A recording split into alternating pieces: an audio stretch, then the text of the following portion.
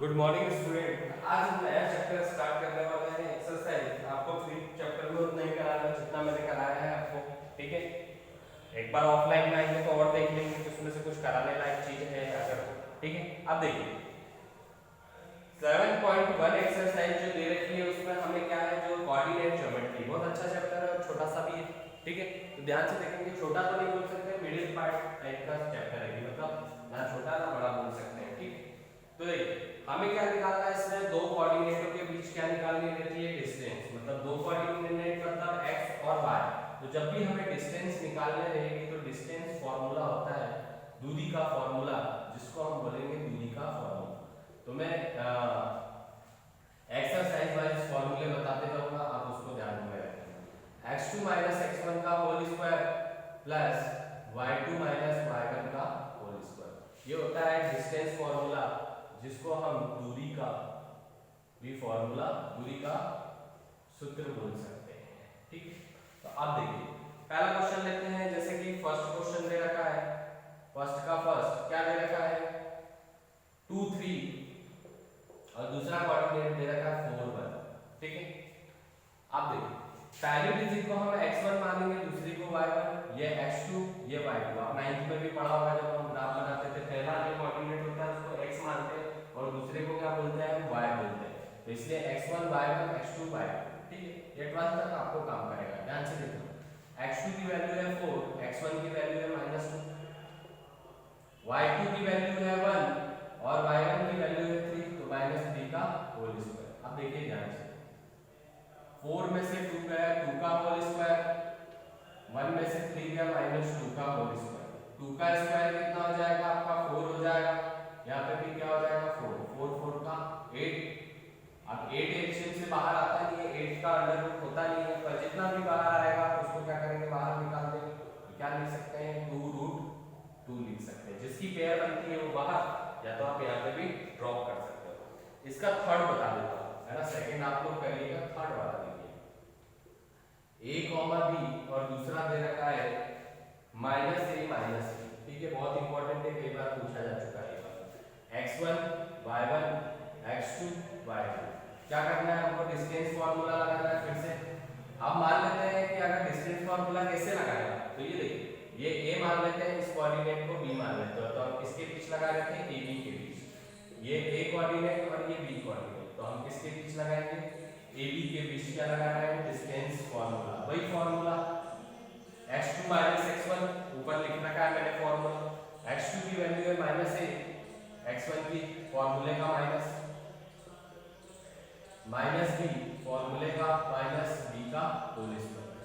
क्या हो जाएगा a क्या हो जाएगा -2a का होल स्क्वायर -2b का whole square, minus minus plus 4a square, और इधर क्या हो जाएगा 4b स्क्वायर, ठीक है। अब देखिए अब ये आप यहाँ पे इसको ऐसा भी लिख सकते हो, माइनस माइनस प्लस हो गया। क्या लिख सकते हैं हम 2a का स्क्वायर, और यहाँ पे क्या लिख सकते हैं 2b का। बस आंसर आप ये है, इसको ड्रॉप कर देंगे, ठीक है। नेक्स्ट हम करते हैं, find the distance between the point 0 0 36 15। Can you find the distance between the a and b, ठीक है। ये सभी का हो गया होगा, सिंपल सा है। क्या करना है, कोऑर्डिनेटों को रखना है बस रूट की वैल्यू, और हमें क्या निकालना है, रूट निकालना है सभी के, ठीक है। देखिए नेक्स्ट अब ले लेते हैं हम क्वेश्चन।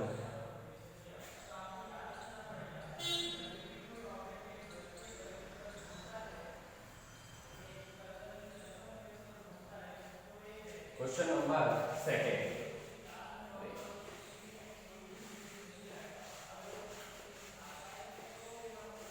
फॉर्मूला आपको जितनी बार आप क्वेश्चन करेंगे उतनी बार लिखना है। मैंने एक बार लिख दिया, इसलिए मैं नहीं लिख रहा हूँ। x2 - x1। देखिए सेकंड वाले क्वेश्चन में a और b के कोऑर्डिनेट दे रखे हैं, है ना। a का कोऑर्डिनेट दे रखा है 0 0 और b का कोऑर्डिनेट क्या दे रखा है, b का कोऑर्डिनेट दे रखा है हमें 36 और 50। क्या दे रखा है b का कोऑर्डिनेट 36 और 50। ये हमारा x1 ये y1, ये x2, ये y2। फॉर्मूला लगा देते हैं दोनों के बीच, इसके a और b के बीच क्या लगा रहे हैं, डिस्टेंस फॉर्मूला। ध्यान से देखना, 36 माइनस 0 का होल स्क्वायर और 15 माइनस 0 का होल स्क्वायर,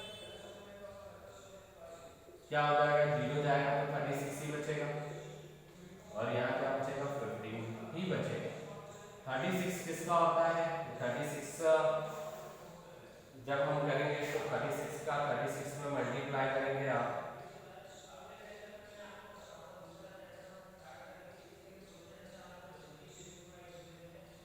वन टू 96 होता है और इसका क्या होता है, 225 होता है। 15 का तो पता ही होगा क्या होता है, 225। दोनों को प्लस कर देंगे, कितना हो जाएगा,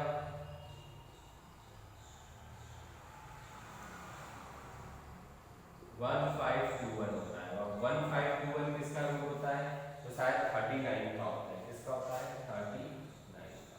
तो ये आ गए आपके आंसर। एक बार आंसर चेक ही कर लेते हैं।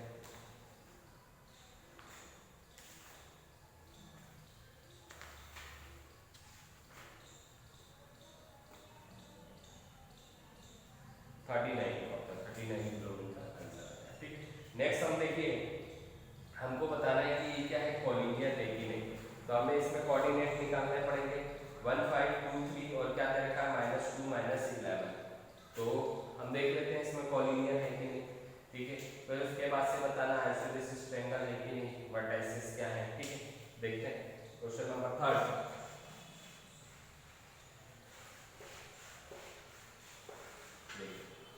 क्वेश्चन नंबर 3 जो दे रखा है उसमें दे रखा है 3 कोऑर्डिनेट दे रखे हैं। क्या दे रखा है, 1 5, इसको ए मान लेते हैं। बी दे रखा है, क्या दे रखा है, थीटा 2 3 और सी दे रखा है हमें -2 -11, -2, -11। तो हम निकाल लेते हैं। सबसे पहले ए बी निकाल लेते हैं। ए और बी के बीच डिस्टेंस फॉर्मूला लगा देते हैं। तो ए के कोऑर्डिनेट है 1 5, बी के क्या है 2 3, x1 y1 x2 वही फॉर्मूला, x2 x1 तो क्या हो जाएगा, 2 -1 3 -5 का होल स्क्वायर। कितना बचेगा रिमेनिंग, 1 का स्क्वायर, 3 में से 5 गया, -2 का होल स्क्वायर। 1 का 1 ही होता है, 2 का क्या हो जाएगा 4, क्या हो जाएगा √5, ठीक है। अब ए बी निकाल लिया हमने। अब हम क्या निकाल लेते हैं, बी सी के कोऑर्डिनेट निकाल लेते हैं। क्या है 2 3, हमको बताना है कि कोलिनियर है, मतलब सारे है कि नहीं।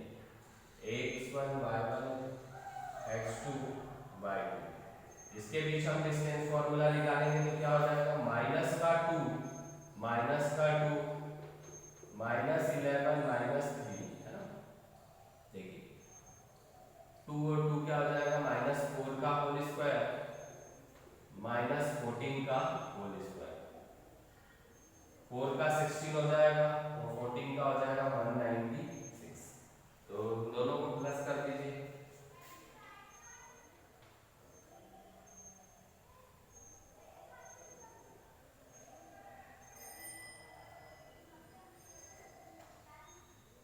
टू हो जाएगा।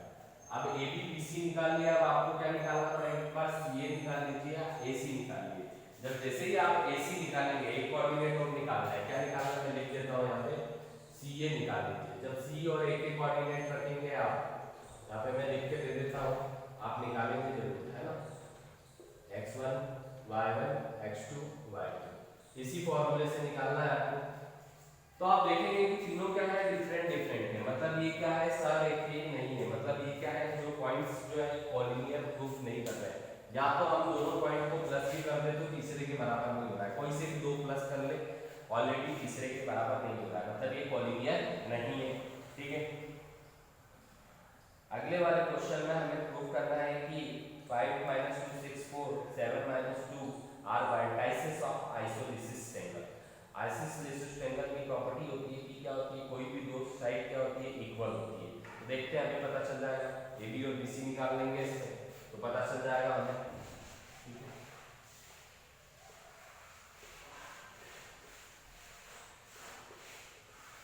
आइसोसेलेस ट्रायंगल क्या है क्वेश्चन,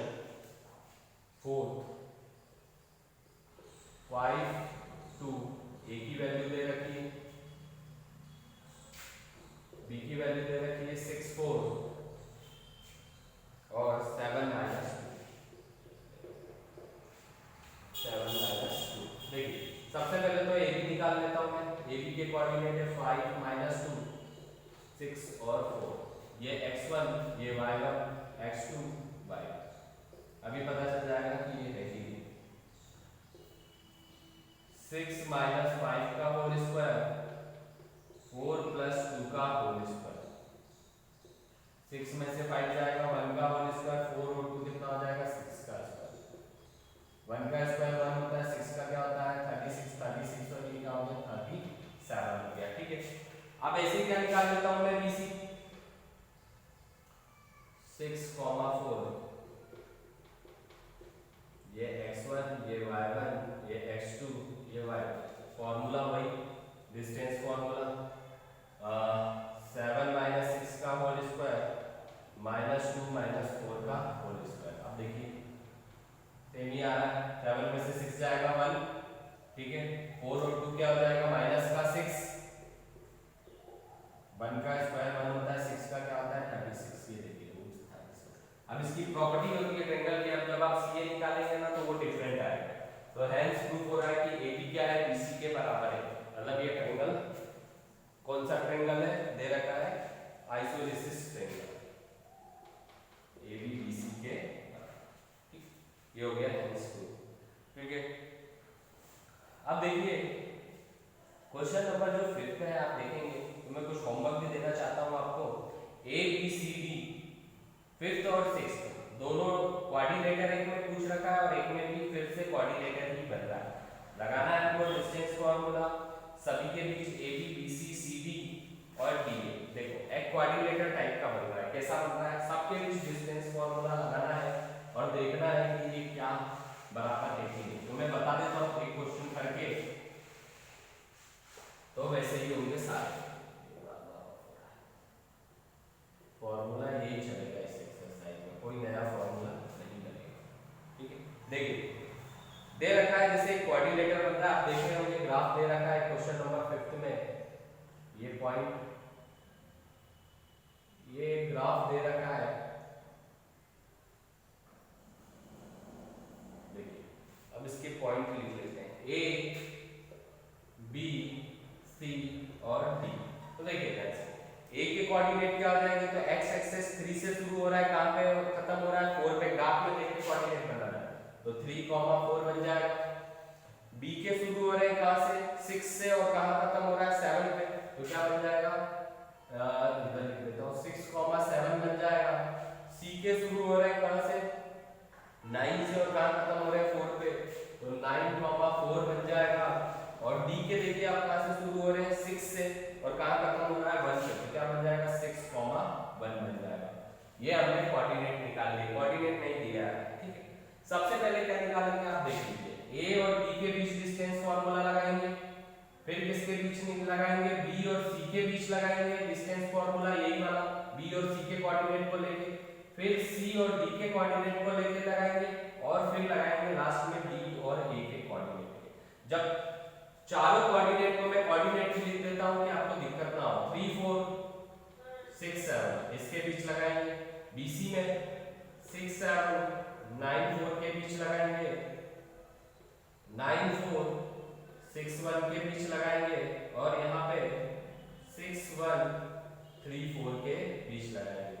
जब आप डिस्टेंस फार्मूला लगाएंगे तो आप देखेंगे कि चारों साइड क्या आ रही है इक्वल आ रही है। कोऑर्डिनेटर की प्रॉपर्टी होती है कि चारों साइड इक्वल होते हैं और क्या होते हैं उनके डायगोनल भी इक्वल होते हैं, डायगोनल आपस में इक्वल होते हैं। ठीक है, तो जब ये आप चारों डिस्टेंस फार्मूला लगाओगे तो चारों के आंसर क्या आना चाहिए, AB ही आना चाहिए, तो प्रूफ होता है।